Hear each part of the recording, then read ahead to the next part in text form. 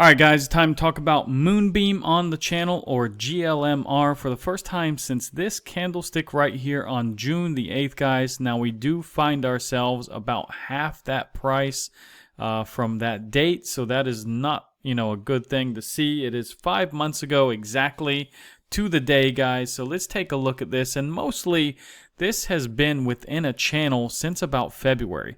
Basically, a lot of cryptos, guys, were in a channel since February. So this one did actually have a month-long fake out to the downside, as you see right here. It also faked out right here, but this was only a couple of days, really. But here you had about a month-long fake out. You did get a W pattern here, so that actually played out, and some more, because the target of that would be, let's say, that would have been about right there. Yeah, it actually played out and more. Like I said, it came down to retest this channel. And yeah, basically it's just been within this channel going back and forth since then. Now, it is pretty close to breaking out of this channel to the top side, which is what you need. But there is resistance. Now, let's take a look. These green lines here, let me go ahead and say these are weekly time frame resistances. And that's what it's fighting with the last couple of days. Basically, the resistance at 4.21 cents here is a resistance that it has faced for quite some time, actually. You can see this goes back to, well, about 19th of October or so. Maybe we can even include the 18th here. It got pretty close. Didn't really touch it, though. These lines are not perfect, though, I should go ahead and say, guys. So this has been at least a month and a half struggling under this price point. So it's trying to make it through today. Let's see if it can do that. The longer the time frame, the candle, of course, above this, the better. But we really need to seal the weekly time frame candle above each one of these green lines. So yesterday we closed that weekly candle. So let's take a look here on the weekly time frame. And basically we just, we were actually under 3.68 cents. So this could actually play out to be just a retest of even this line right here. And, of course it can break it, but there's still about 6.5 days in the weekly candle. So let's see what happens. Like I said, it can close below this line, but the longer the time frame, the candle, the better over each of these lines, guys.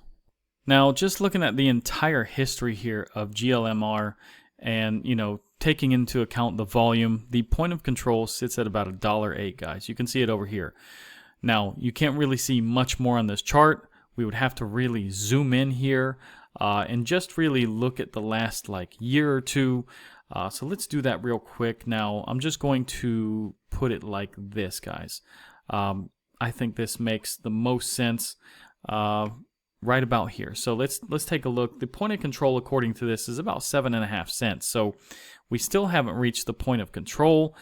We do need to get above about, let's say, 9.5 cents to get through this, these couple of large volume candlesticks. After that, it's probably going to run up pretty quickly, up to about 17 cents once it leaves about 9.5 cents. So it's going to basically double pretty quickly because these volume candles are not very big. After that, of course, you do have a speed bump, and once you get above about 20.5 cents, it's going to be a little bit easier to go up here. Now, jumping over to the weekly Bollinger Bands here, you can see that they are quite wide, but they are starting to come in on one another just slightly here. It is a pretty narrow channel, but it has been widening since September. So on the weekly time frame, I would say this is not really playing a role in the price action. Now, if we look at the daily time frame, let's see what's going on here. Basically, we do have a narrow channel here, and we do kind of have a pinch on the 6th of December. Zoom in here so you can see this a little bit better, but yeah, you do have these lines coming in on one another, and that's quite narrow, guys. I can say maybe on the daily time frame, this has helped the price action a little bit. Now, looking at the RSI and stochastic here, it doesn't look too good on the monthly time frame, I can say, guys. Now, it is oversold here on the RSI, as you see, but we do have the stochastic coming down still, and that is not good. So let's take a look at the weekly time frame. This is coming up pretty heavily. Also, the RSI is coming up, so this is a good sign. So weekly looks fine. If we look at the daily time frame, getting a little bit overheated here on stochastic. Also, the RSI is kind of flirting with getting overheated, so that is not good. Now, the 4-hour time frame looks like this blue line wants to make another move to the upside, probably. Looks like it's about to cross this red line once again. It is in neutral territory, so that's a good sign, but the RSI is overheated and sloping down, but almost on the line here. So it's almost back in neutral territory. So kind of a mixed signal still, though. Let's look at the 1-hour time frame. Now, 1 hour looks like the blue line is going to cross the red line and maybe start making its way down, unfortunately. Now, the RSI is sloping down as well, so 1 hour doesn't look that good. 15-minute time frame, RSI and stochastic are coming down, but the stochastic is almost in the oversold territory. So let's see, probably in the next couple of hours, I do imagine that this would come back around. And also the RSI would probably turn back to the upside. So let's just take a look at this on a 4-hour time frame and try to make a short-term decision here. Now, it does look like it's struggling here with 4.21 cents. So I do think we do need some indicators to kind of reset here. And after that, probably it's going to make its next run to try to break 4.21 cents. So yeah, you can see it's been hitting this basically several times since December the 7th. So in the last month, you've hit this basically about 10, 12 times or so, maybe 10 times is closer to that number. But yeah, it does struggle at this point. Now looking at the MACD, this has never had a red period on the monthly time frame.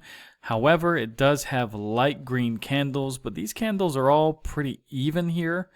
It's not really going down, it's just kind of flat. So let's see what happens on the monthly later, but let's take a look at the weekly time frame. Maybe that'll tell us a little bit more. And yes, we are getting a cross here with this blue line crossing this red line. But if I zoom in here, you will see that we do have dark green candles printing. So that is a very good sign, guys. Now, if we look at the daily time frame, also, we are in a green period. The blue line has just really avoided crossing this red line in the last several days, as you see right here, and maybe here where it kind of avoided and started going up pretty heavily. So we are in a green period. We did have a small red period here in November, but basically this has been green since end of October. So looking better for GLMR, and it looks like the momentum is starting to come back to GLMR, but yeah, on the monthly time frame, like I said, kind of flat. So let's see what happens with this, but it hasn't crossed the red line. But yeah, we do have this, fading green period here, which is not good. But I do think we're probably going to see some dark green candles here shortly. Now, before I go a little farther in this video, guys, you can claim some bonuses on my favorite crypto exchanges below. Also, I have Moodix here. You can get a free 7-day trial with this link. And if you're looking for a cold wallet, you have the CypherRock X1 here. You can get 17% off your order today if you use this link. Also, you can follow me on X here. Now, jumping over to Bitcoin, guys, we do have this pattern still in play. It is a head and shoulders, but this shoulder here has not formed yet. We do have a left shoulder here. We have a head. But now we are probably forming this right shoulder. So let's see, we need this to happen. But if you see something more like this, guys, and if we break this neckline, then the target is all the way down here at about $44,000. So keep that in mind. Last time we saw a head and shoulders here was in the last cycle. And guys, you can see this went all the way down to about $15,500. Now with Ethereum, guys, we kind of have the opposite here. So this is a good thing. You can see, though, that the last head and shoulders pattern led to a downfall, but we have an inverse pattern, so this is good. We have left shoulder, we have the head, we have the right shoulder in formation. I do think this is going to take about 3 more months, maybe end of February, early March, and then it's going to break this neckline, and the approximate area should be at around $8,000. Now let me step back to Bitcoin a minute here. I do need to mention we have a CME gap, and that gap is only about a $200 gap. But whenever I say only, or it's not significant, these gaps still get filled. So keep that in mind. If you're looking for maybe a pullback, it can happen. and it can very well happen to fill this gap. And, you know, we could have something more like this, and then fill that gap, and then we take off, guys. So keep that in mind. Like something like 99.6% of these gaps do get filled in the end. So yeah, this gap is about $200 at the moment. Now the total market cap, as you see here, still has broken out of this channel. That's a good thing. Last night it looks like it kind of survived the breakout, because yeah, it did have a downfall after I made that video last night. Bitcoin started pulling back, and it does look like it managed to keep outside that channel. So as you see right there, guys, yes, it did manage. Now it's working on $3.1 trillion. So let's see if it can break that. And if we look at the total market cap excluding Bitcoin, it's still outside this channel. Did get a little bit of an indecisive little candle yesterday, but keep in mind that was Sunday. So we are getting a nice bounce today, trying to break $1.25 trillion to the upside here now.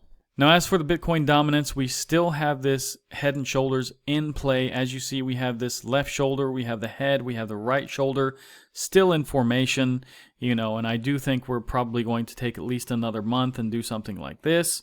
Once we get into like this area here where you see this arrowhead, basically we know that the neckline has been broken, and the target is all the way under about 50%. Now, Bitcoin usually goes somewhere between about 48 to 39.5%, and that's where you're going to start selling your altcoins, guys. USDT dominance has started to come down once again. So the last couple of days we have been going down, but today it has been coming down a little bit more. But yeah, this is a good sign. We do need to get back under this trend line. Now, when I have this on the monthly time frame, it looks like we did break this trend line for the first time since, what is this, June of 2022. So it's not a good sign because this is bear market territory basically here. So we want to trend down, guys. We want to get into like this zone right here. And that's probably about the lowest point that we're going to get to, anywhere between, let's just say 2% to about 3%. Yeah, that's probably the zone that we need to hit. And then we're probably going to work our way back up, just like in the bear market over here, guys. Now, as for the liquidation heat map here in the last 24 hours, we've had about $476 million wrecked. So that's a little bit more elevated than last night. If we're looking at fear and greed, it's a 20 today. Same was yesterday. So yeah, last week was basically, I guess, an average of 24. Last month was a 20. So yeah, we've been down in this area for quite some time. Next update in about 14.5 hours. If we go to the altcoin season index, let's refresh this, guys. It was at a 37. Yeah, now it's back to a 35. So we're just kind of going back and forth between the 35 and 37 numbers for the most part in the last several weeks. And if we go to the bull market peak indicators, 43% average progress here. Still 0 from 30 have been hit. Still 100% hold. Pi cycle top indicator is still around 44%. Now on the economic calendar today, it only looks like we have the New York Fed one-year consumer inflation expectations today. Last night there was a bit more on the economic calendar, so I guess that has been moved. If we look at Moody's today, well, it's a positive day so far today. We have sentiment still risk on. That trend is growing. So the week, the month, and the year are all still positive. So this is a very good thing, guys. Now, watching FedWatch tools for this week is very important because we are going to get an interest rate cut more than likely this week. It's an 87% chance. So keep that in mind. I think Polymarket actually has something like a 93% chance, but I don't have that here right now. Anyways, crypto bubbles, guys, it's looking pretty green for the day, the hour, and the week now. So this is really nice to see. And guys, if you want to stake your coins, go to CoinOndo. And if you look for GLMR, you do have, 9 results here. The best one is in Binance right now for 12%. Anyways, do your homework before you start sending coins around. And guys, if you like this video, like, subscribe, activate the bell, share this video with your friends. Check out those links that I have below. Like I said, I do get commission. It's very small unless you're trading hundreds of thousands or millions of dollars or something like this.